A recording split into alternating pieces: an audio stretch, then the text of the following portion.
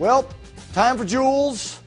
Baxter's in the back. I hear there's some puppy love going on with our Animal Samaritan's dog that's in today, up for adoption. Yeah, as his mother, I'd like fewer details. I don't want to know what's going on exactly. He's having a play date. Maybe you're gonna have to adopt another dog.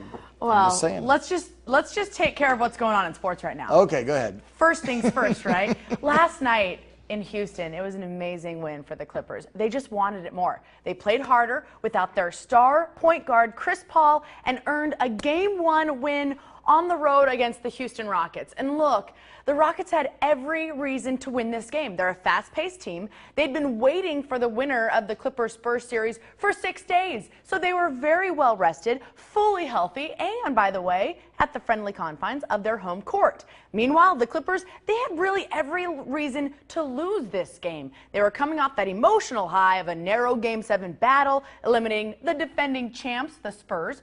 They only had 1 day to travel. They were forced to play without Chris Paul as he nurses a hamstring injury.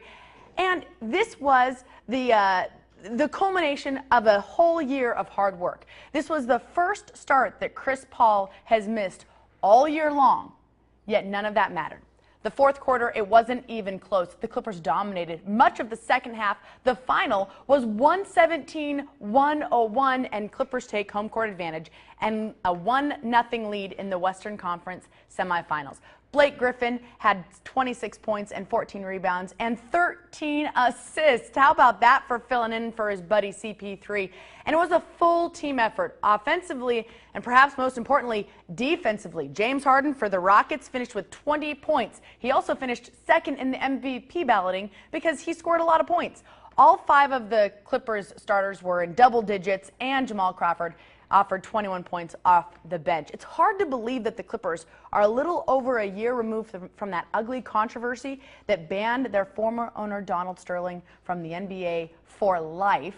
They've already taken out the defending champs and now have a really good shot at advancing to the Western Conference Finals because Houston, guys, you got a problem. Amazing game last night for the Clippers. Amazing. Meanwhile, in the Eastern Conference, LeBron James, he wasn't so amazing last night. His crew lost to the Chicago Bulls. And they were at home. The Bulls should have lost that game. The Bulls. I had to do it.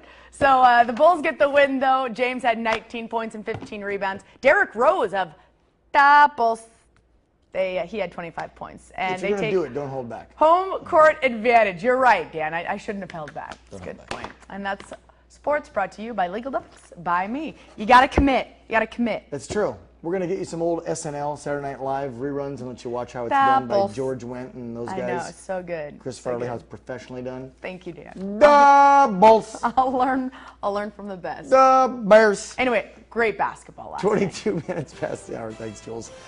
Still ahead. Yes, speaking of Baxter, he's got a new romance for a little friend. Our friends from Animal Samaritans in for our pet